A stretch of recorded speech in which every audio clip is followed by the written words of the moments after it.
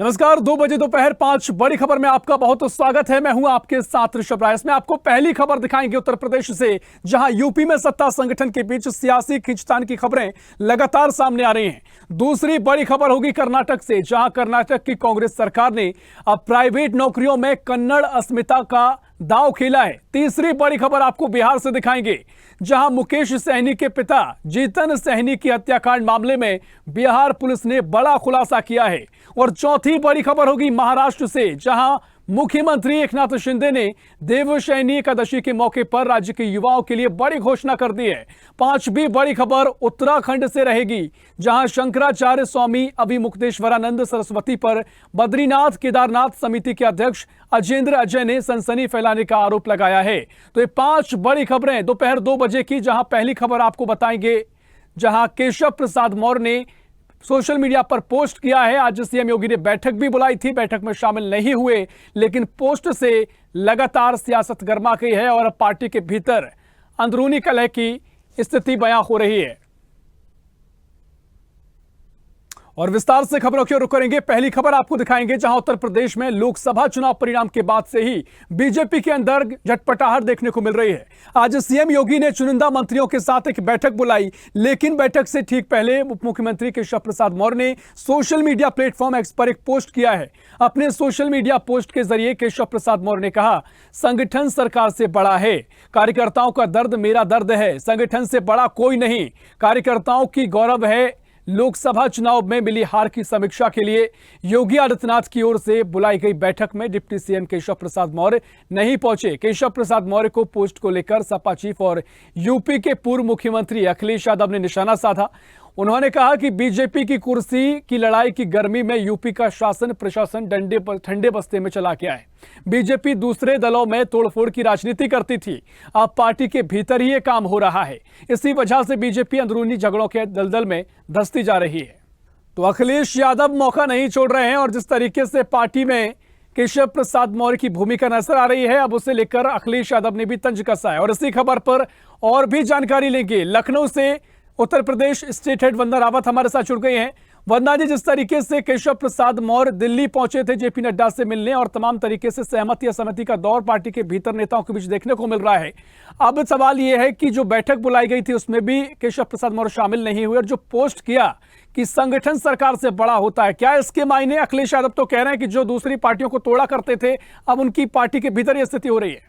जी देखिए ऋषभ, बिल्कुल, क्योंकि जो उत्तर प्रदेश के उप मुख्यमंत्री केशव प्रसाद मौर्य हैं, उनकी तरफ से ये बयान दिया गया है। पिछले 3 दिनों से जो उत्तर प्रदेश की राजनीति है वो सरगर्मी तेज हो गई है। संगठन सरकार से बड़ा है, कार्यकर्ताओं का दर्द मेरा दर्द है, संगठन से बड़ा कोई नहीं है, कार्यकर्ताओं की गौरव है। भाजपा प्रदेश कार्य समिति की बैठक के दौरान केशव प्रसाद मौर्य ने ये बयान दिया था और ये बयान अब लखनऊ से लेकर दिल्ली तक की राजनीति जो है वो तेज हो गई है। हालांकि दिल्ली तलब उनको किया गया, उन्होंने स्पष्ट किया और अपनी बात पर वो कायम भी है। उन्होंने कहा कि मैंने जो कहा है वो सही कहा है और दिल्ली जाकर उन्होंने कल जो है वो राष्ट्रीय अध्यक्ष जेपी नड्डा से मुलाकात की, क्योंकि अटकल ये आ रही थी कि भूपेन्द्र चौधरी जो कि बीजेपी के प्रदेश अध्यक्ष हैं उत्तर प्रदेश के, तो उनको हटाकर और ये केशव प्रसाद मौर्य को बनाया जा सकता है, ऐसी अटकलें आ रही थी। और अटकलें ये भी है कि कहीं ना कहीं तकरार है, योगी में तकरार है, केशव प्रसाद मौर्य में तकरार है। क्योंकि देखिए, जब चुनाव का रिजल्ट आया था 2024 का, तो मुख्यमंत्री ने तुरंत, जैसी आचार संहिता आती तो उन्होंने तुरंत मंत्रियों को बुलाया था, लोक भवन में बैठक ली थी, सभी मंत्री शामिल हुए थे। लेकिन उस बैठक में ना केशव प्रसाद मौर्य शामिल हुए थे और ना ही डिप्टी सीएम ब्रजेश पाठक शामिल हुए थे। दोनों मंत्री उस बैठक में शामिल नहीं थे, क्योंकि दोनों डिप्टी सीएम थे, उनको शामिल होना था। लेकिन जो बाद में बयान आया, जो स्टेटमेंट आया, वो ये आया कि कोई दिक्कत नहीं, क्योंकि उस समय प्रधानमंत्री का शपथ ग्रहण कार्यक्रम था, तो वो दिल्ली में है और दिल्ली में शपथ ग्रहण कार्यक्रम अटेंड करने के बाद आएंगे। लेकिन अब जब आज मुख्यमंत्री, क्योंकि उत्तर प्रदेश में देखिए उपचुनाव होने हैं 10 सीटों के लिए, ये बीजेपी की शाख की बात है कि लोकसभा चुनाव 2024 में इतना बेकार रिजल्ट और इतना निराशाजनक होने के बाद उपचुनाव जीतना इनके लिए एक चुनौती है, क्योंकि जहां एक तरफ विपक्ष मजबूती के साथ आगे बढ़ रहा है, तो इनको काम करने की जरूरत है। तो अब इस बैठक में भी देखिए केशव प्रसाद मौर्य जो हैं वो इस बैठक में शामिल नहीं हुए। उन्होंने बैठक से पहले ही एक ट्वीट करके और ये सारे बयानबाजी उन्होंने किया है और वीडियो भी पोस्ट किया है और सीएम योगी की बैठक के पहले ये पोस्ट किया। तो ये एक बड़ी खास बात है, क्योंकि सियासी गलियारों की बात जो है ये तेज हो गई है। बीजेपी में सब कुछ ठीक नहीं चल रहा रहा है, तो कहीं ना कहीं विपक्षी भी फायदा उठा रहे हैं। देखिए अखिलेश यादव ने तुरंत तंज कस दिया कि बीजेपी की जो सरकार है वो कमजोर हो गई है और दलाली करने वालों के खिलाफ सीएम योगी कड़ी कार्रवाई करना चाहते हैं, लेकिन वो कर नहीं पा रहे। जो बीजेपी अन्य पार्टियों को कमजोर करती थी, जोड़ तोड़ की राजनीति करती थी, आज इनकी स्थिति जो है खुद कमजोर हो गई है। जी ऋषभ। हाँ बिल्कुल बंदना जी, देखिए विपक्ष को तो मौका मिला ही है, लेकिन जिस तरीके से भारतीय जनता पार्टी को हम और आप जानते हैं कि अपने आप को अनुशासनात्मक पार्टी कहते हैं और कैडर बेस्ड पार्टी कहा जाता है, कोई भी फैसला पार्टी में होता है, सभी नेता कार्यकर्ता अपने आप को कार्यकर्ता मानते हुए फैसले को स्वीकार करते हैं। लेकिन इस तरह की जो बयानबाजी देखने को मिली, अभी भी इसे अनुशासन के तहत ही कहा जाएगा मुझे लगता है, क्योंकि किसी का नाम लेकर खुले तौर पर टारगेट तो नहीं कर रहे हैं।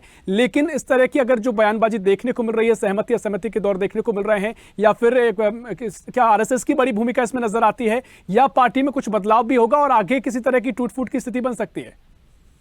देखिए ऋषभ, क्योंकि एक बार कुछ दिन पहले एक बयान आया था, आप चुनाव 2024 के चुनाव की बात करते हैं, तो चुनाव में संघ का कहीं कोई इन्वॉल्वमेंट नहीं था, कहीं चुनाव का नाम ही नहीं लिया। मोहन भागवत जो कि संघ प्रमुख है, उनकी तरफ से कोई स्टेट नहीं, क्योंकि जेपी नड्डा ने एक बयान दिया था, उसमें उन्होंने कहा था कि हमें संघ की जरूरत नहीं है।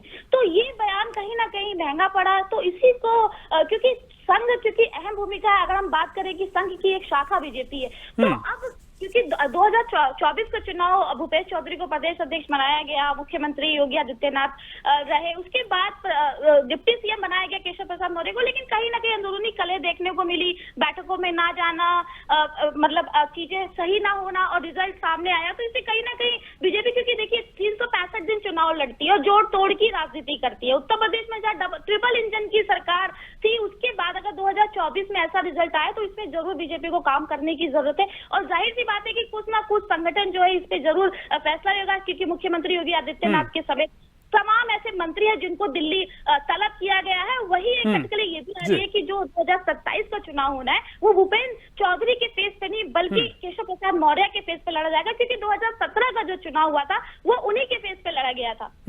निश्चित तौर पर देखिए, देखना बड़ा दिलचस्प होगा क्या कुछ आगे की स्थिति पार्टी के भीतर रहेगी। फिलहाल बहुत शुक्रिया आपको जानकारी साझा करने के लिए। रुक करेंगे दूसरी बड़ी खबर की ओर, जहां कर्नाटक की कांग्रेस सरकार ने अब प्राइवेट नौकरियों में कन्नड़ अस्मिता का दांव खेला है। सरकार पहले ही वाणिज्यिक प्रतिष्ठानों को अपने साइन बोर्ड का 60% कन्नड़ में रखने का कानून लागू कर चुकी है और कर्नाटक सरकार ने कंपनियों और उद्योगों में स्थानीय लोगों को आरक्षण देने वाले राज्य रोजगार विधेयक 2024 के मसौदे की मंजूरी दे दी गई है। विधानसभा में इस प्रस्ताव के पारित होने के बाद उद्योगों, कारखानों और अन्य प्रतिष्ठान में स्थानीय लोगों को आरक्षण देना अनिवार्य हो जाएगा और प्रस्तावित विधेयक में मैनेजर या प्रबंधन वाले जॉब में 50% और गैर मैनेजमेंट वाली नौकरियों में 75% पद कन्नड़ के लिए रिजर्व हो जाएगा। ग्रुप सी और ग्रुप डी की नौकरियों में 100% लोकल लोगों को नौकरी मिलेगी और विधेयक के मसौदे में यह भी प्रावधान किया गया है कि राज्य के प्रतिष्ठानों में नौकरी करने वालों को कन्नड़ प्रोफिशिएंसी टेस्ट पास करना अनिवार्य होगा।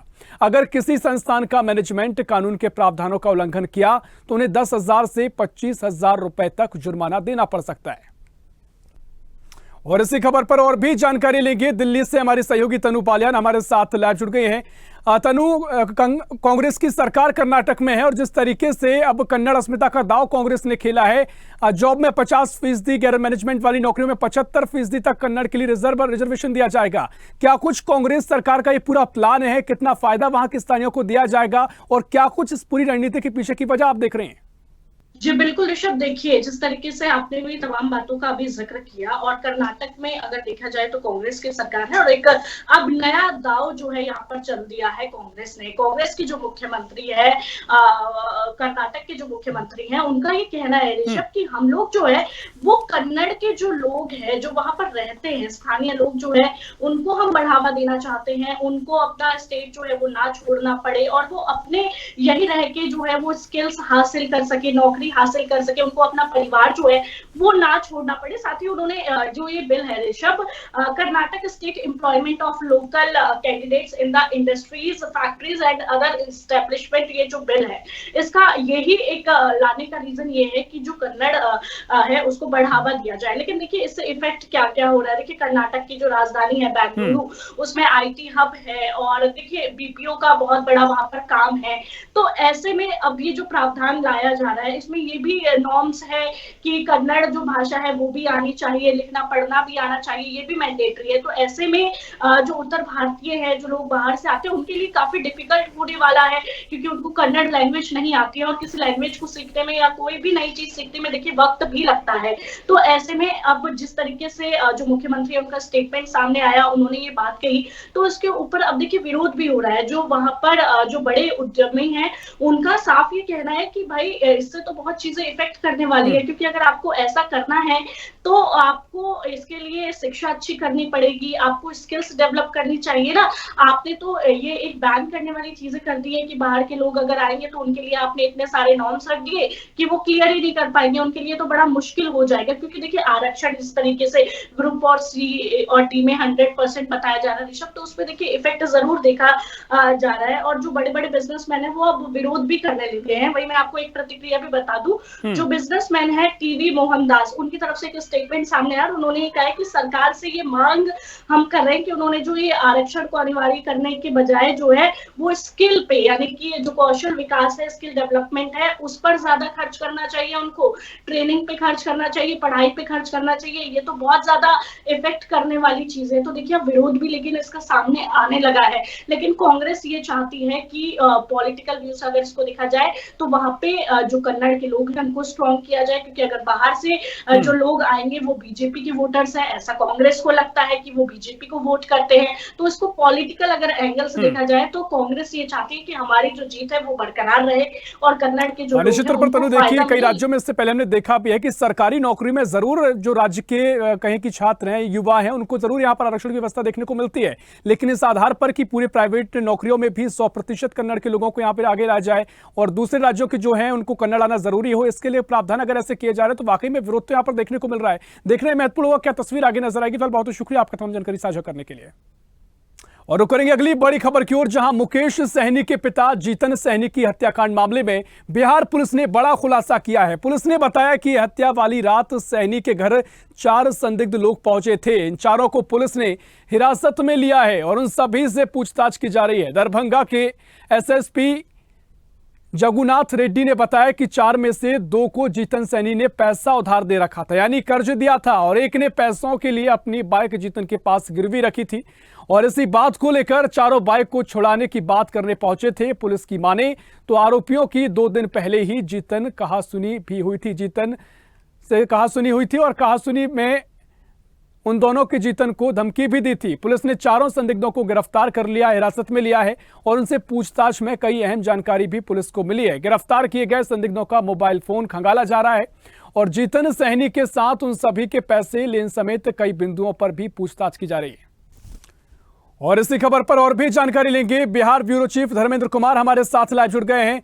धर्मेंद्र, जिस तरीके से मुकेश सहनी के पिता जीतन सहनी की हत्या की गई, अब पुलिस लगातार जांच कर रही है। एसआईटी का गठन पहले ही कर दिया गया है। अब जो खुलासे हुए हैं, कहा जा रहा है कि जीतन सहनी ने तमाम लोगों को पैसे दिए थे। 4 लोगों के नाम सामने आए हैं, वो उससे पहले उनसे मिलने भी पहुंचे थे। इससे पहले जब कहासुनी धमकी भी दी गई थी, मामला कहां तक पहुंचा है, क्या कुछ संभावना नजर आ रही खुलासे के रूप में? बात ये है कि चारों जो हिरासत में लिए गए हैं, चारों आरोपित कहा जाए, उसकी सीसीटीवी कैमरे में वो कैद है। ये सबसे बड़ी बात छन के आई है, क्योंकि आसपास में जितने भी घर थे, घर में कुछ घरों में सीसीटीवी कैमरा लगाए गए थे। तो पुलिस ने क्या किया कि पुलिस ने सभी घरों से सीसीटीवी फुटेज का निकाला और उसमें देखा गया कि ये 4 ही बंदा है जो जिसके हूबहू शक्ल मिल रहा है और हूबहू जिसकी गिरफ्तारी हुई है। सबसे बड़ी बात है दोनों के बीच, मृतक के बीच इनका लेन देन था और लेन देन की वजह से कुछ दिन पहले कुछ रुपया दिया था, उसके बजाय उसके एवज में उन्होंने, मृतक ने उनकी बाइक को गिरवी के रूप में रख लिया था। फिर 2 दिन पहले की बात है कि दोनों मृतक और उन लोगों चारों के बीच में, दोनों के बीच में कुछ विवाद हुई, यहाँ तक कि धमकी देने की बात हो गई कि तुमको देख लेंगे, आपको देख लेंगे, ये कर देंगे, वो कर देंगे। दिस दैट जो होता है, धमकीबाजी होती।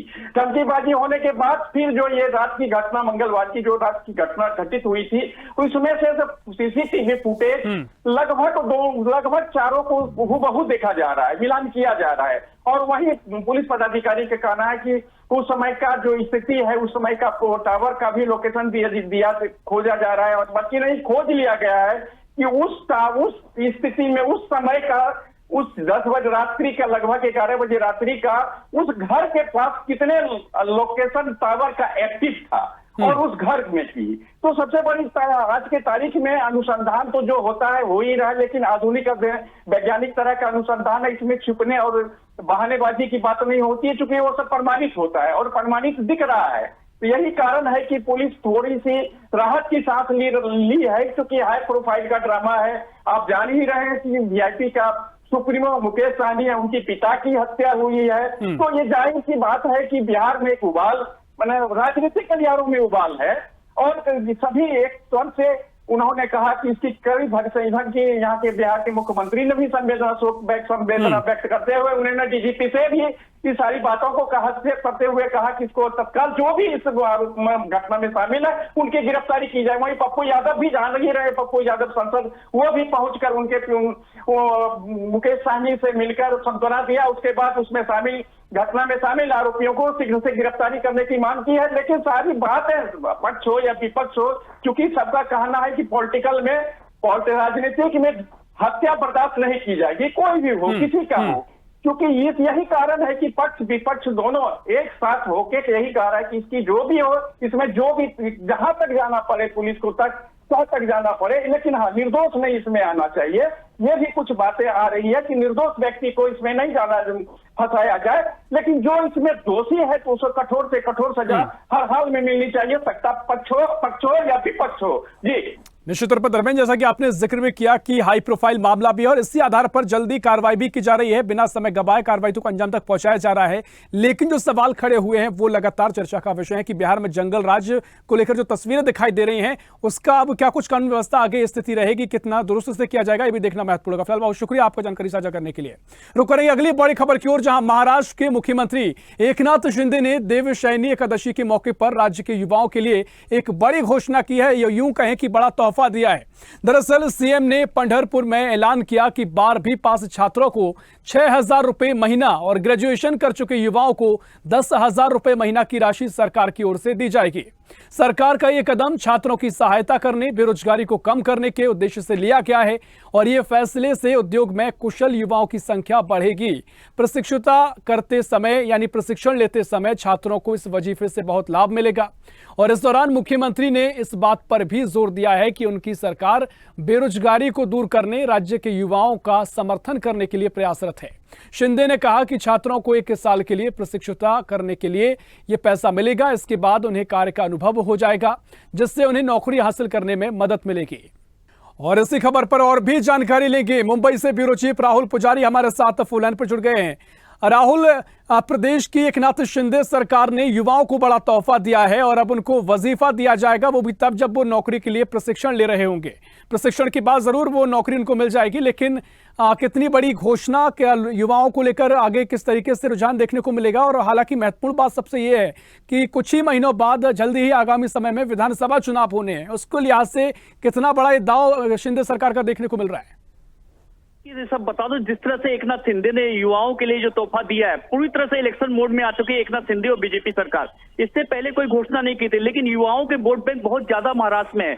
12th पास और ग्रेजुएशन वाले जो वोट बैंक है काफी है, उनको साधने की कोशिश की गई कहीं ना कहीं, क्योंकि इससे पहले भी ये ऐलान किया जा सकता था। लेकिन अभी इस इलेक्शन के 3 महीने पहले ऐलान करना, 12वीं पास जो छात्र हैं उनको 6,000 रुपए मिलेंगे और ग्रेजुएशन के पास जो छात्र हैं उनको 10,000 रुपए मिलेंगे। लेकिन इसमें टेक्निकल पेज ये जो प्रशिक्षण लेंगे रोजगार के लिए, उन्हीं को ये वजीफा मिलेगा।